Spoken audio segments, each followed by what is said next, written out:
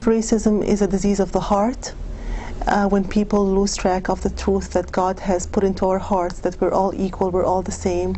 Racism means the dehumanizing of humans, of anybody that is different than me. Racism is inherent in our society to one degree or another. We have made a great stride in the right direction by electing a first African American president.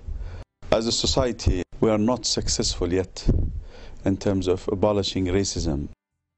Right now, I think that we're in a very challenging economic and political climate. As a result, some countries, some people feel that Muslims are fair game.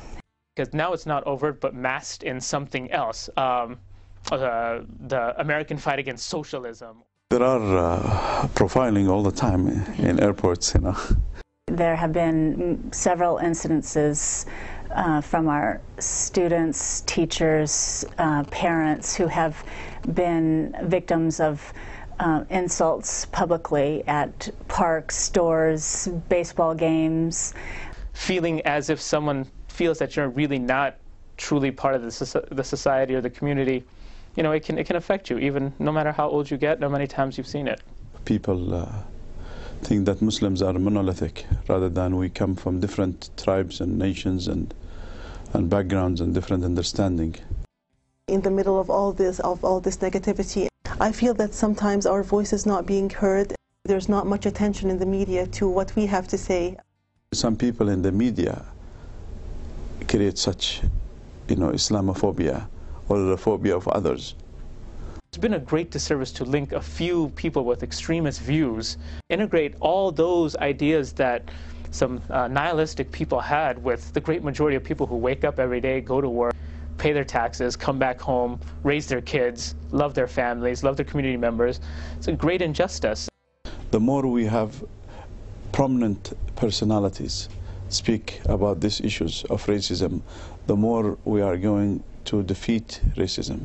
It's up to us to reach out to them, us Muslims, I mean, and reach out to them and, you know, eliminate any kind of, like, give them more information about the faith. Education is the only way. People of faith need to come together and have a continuous interfaith discussion, you know, and sincere interfaith. It's not just lips talk. Exchanges between places of worship and schools, traveling, getting to know people from different races, fair media coverage, those are things that we can do to help lessen racism.